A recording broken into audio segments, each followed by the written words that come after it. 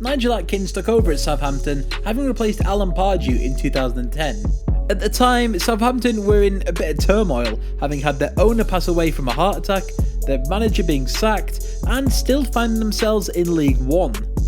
Atkins' first game in charge was a trip to MK Dons, which was the 6th game of the season, and they managed to lose it 2-0 to a team that was only founded 6 years earlier.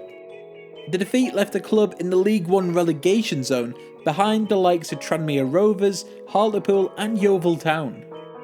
As we all know, Atkins managed to turn around Southampton's fortunes and guided them to back-to-back promotions to the Premier League before being dismissed pretty unfairly in his first season in the league. However, since then the club has just gone from strength to strength, with the likes of Mauricio Pochettino and then Ronald Koeman taking over. However, Atkins is still a pivotal figure at the club, and almost 7 years on, we're going to have a look at his first ever starting 11 at Southampton. Kelvin Davis. Southampton's captain during the 2010-2011 season, Davis was a loyal servant to the club, spending over a decade at St Mary's. The former Wimbledon goalkeeper played 301 games for the Saints in that time, being utilised mainly as a backup goalkeeper in his last 4 seasons, before finally hanging up his boots last year. Dan Harding. Harding spent 3 years at Southampton between 2009 and 2012, playing 121 games for the club.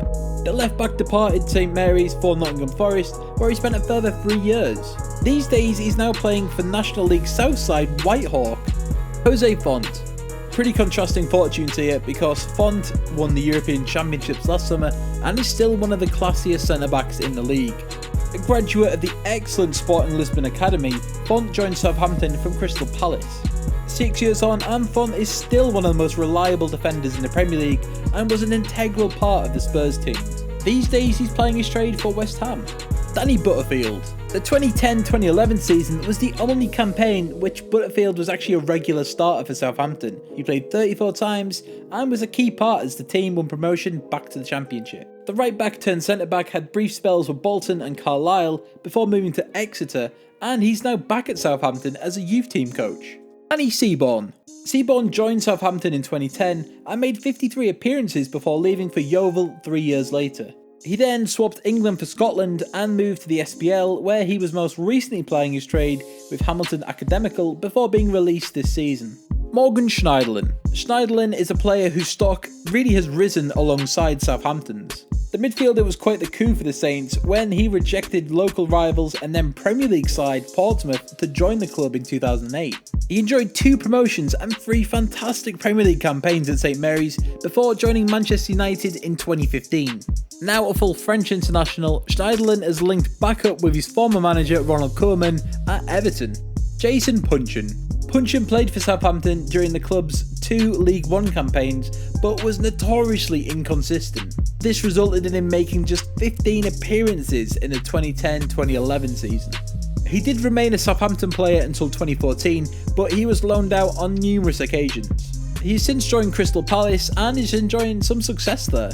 Dean Hammond. A regular at St Mary's for 3 seasons, Hammond was an important player in the Saints midfield, making 145 appearances for the club. Since his departure, he's played for the likes of Brighton, Leicester City and Sheffield United, but is currently without a club. Alex-Oxlade-Chamberlain.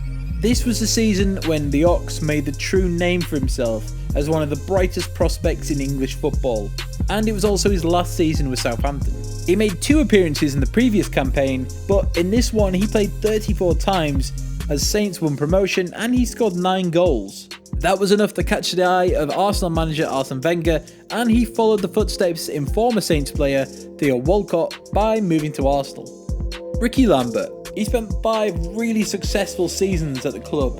A £1 million signing from Bristol Rovers, Lambert proved to be a shrewd piece of business overall.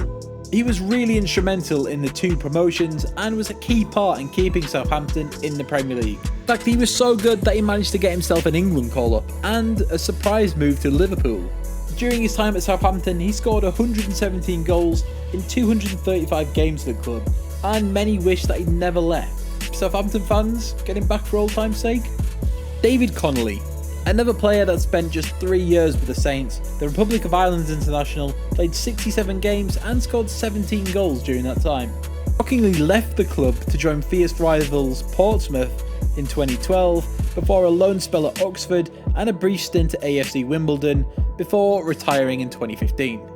And that's our team. Which other managers or players should we do in this series? Let us know in the comments below. Be sure to hit that like button if you enjoyed this video, and hit that subscribe button if you haven't already. And do us all a massive favour and head over to HITC 7s and subscribe to their channel for more great football lists.